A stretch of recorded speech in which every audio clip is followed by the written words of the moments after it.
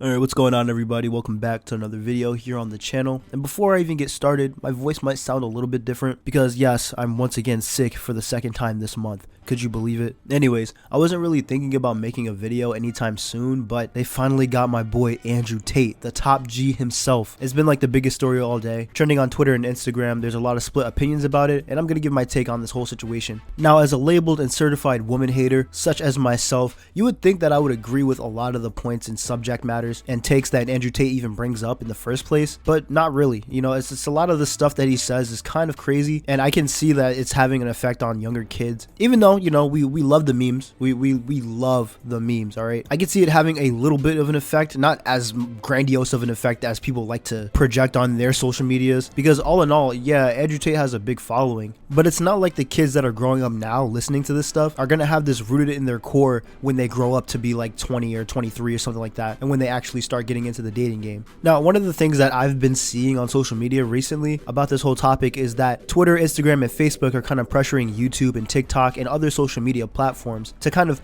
slowly but surely ban this guy's videos and content off of their websites, right? And they can do so. It's a private company. You know, they have certain rules and criteria that you have to follow as a user. It makes sense, right? And so when people say that, oh my goodness, these social medias banning Andrew Tate is a freedom of speech issue, I don't really think it is. Honestly, freedom of speech is a concept that's, I don't want to say primarily the United States is doing. It's more persistent here on the western side of the globe, since, you know, we don't have people getting shot in the street for saying whatever. And I only say that because Andrew Tate doesn't even live in America anymore. I know he was born here, you know, moved to London and then Romania. That's just it. He lives in Romania. And I don't think they go by the same rules. So if anything, it's more of a censorship issue, because while I don't agree with everything that he's saying, I don't think that he should be silenced, especially in this way, just because everybody else hates him. Now, this is just an example that I'm going to bring up because I kind of want to juxtapose it to what's happening right now with Andrew Tate. One could say that this whole LGBTQ and drag queen stuff that's going around now, where they have actual kids going up to drag queens, like full-on adults that are dancing around them, and you could say that's like sexualizing children, which if you don't agree that's harmful or can be harmful to a child in the future, then quite honestly, you need to be on a watch list. I don't see any of that stuff getting censored, but when Andrew Tate starts speaking a little bit of truth that I somewhat agree with, and he starts getting all this traction over a period of time, then you pull the plug and start banning him.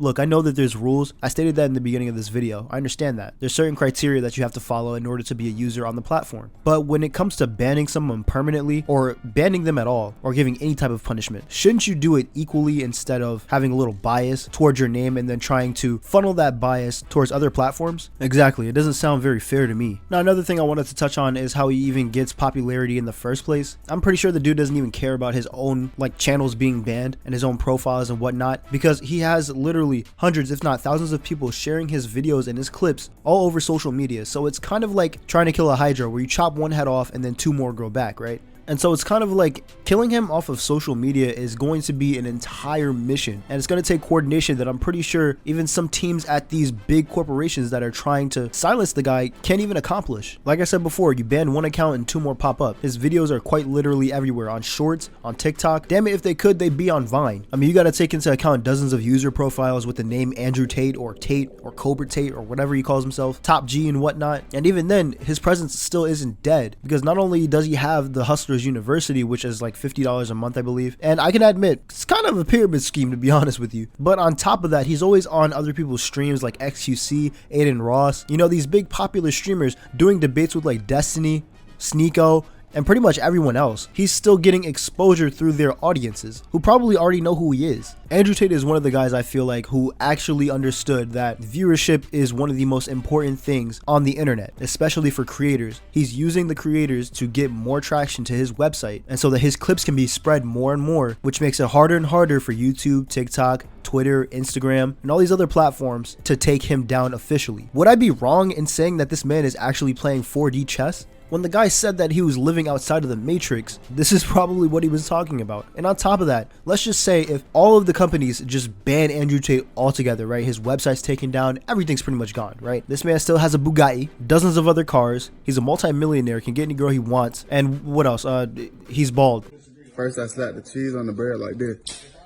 So in conclusion, Andrew Tate can't really be canceled, not unless it's a coordinated effort from literally every media company that's really big right now. Other than that, he's still going to be prevalent on the internet. With that being said, I'll see you guys in the next one. Sub up, stay safe, and peace.